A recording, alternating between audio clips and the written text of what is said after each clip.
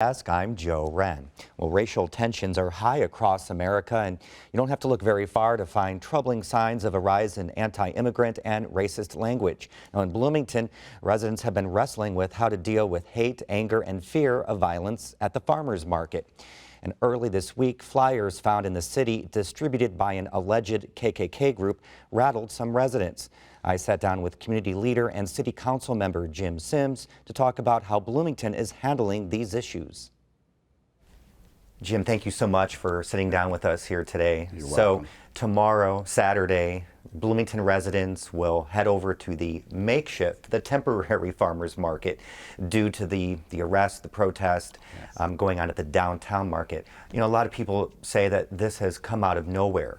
You know, as a person of color, and you've been here a few years too, right? Yes. Here in Bloomington? Yes. Has this come out of nowhere?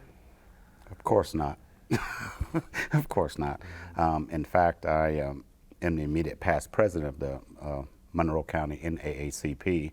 So we deal with anti-discrimination tactics, and we've heard about Identity Europa probably at least 2 years prior. No, this is not new, as evidenced with some of the Ku Klux Klan literature that was just left throughout their neighborhoods, and we've had that before. But I still think, for the most part, these are just symptoms of the disease, and at some point we're going to have to talk about the disease. So at some point everybody has to move forward on this. What should the city's role be now moving forward on the future of the farmers market? There's limitations on excluding someone based on First Amendment free speech issues. So we're trying to work through all of this. How can we make sure that there's not the ideology of white supremacy in our market as best as we can? How can we limit firearms being carried openly if we can? There's just so many different aspects that we have to look at. It's not a simple decision. We've seen some criticism on how the city has handled this from the beginning. Yes. Is there anything that maybe should have been done differently?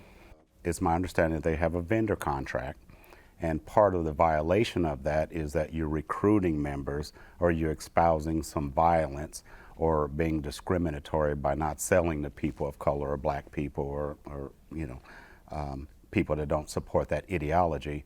But to our knowledge, none of that has occurred, at least in the Bloomington's farmers market. So that makes it tough. It's just something this community is going to have to grapple with. And ultimately, we're going to have to decide, do we want this in our community? And I think it's been a resounding no. Now, across the country, we've seen some violence due to white supremacy. Do you have concerns about some of that happening in Bloomington?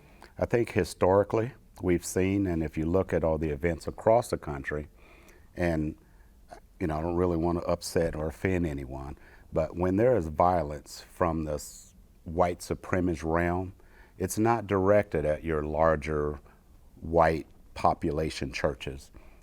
They're going to black churches, they're going to Muslim mosques, they're going to Jewish synagogues, they're going to places like that. So are we concerned in anticipation of violence? No, but I also think we'd be pretty stupid not to be aware of the possibility and to take certain protections, because we gather together and we want to protect folks as best we can.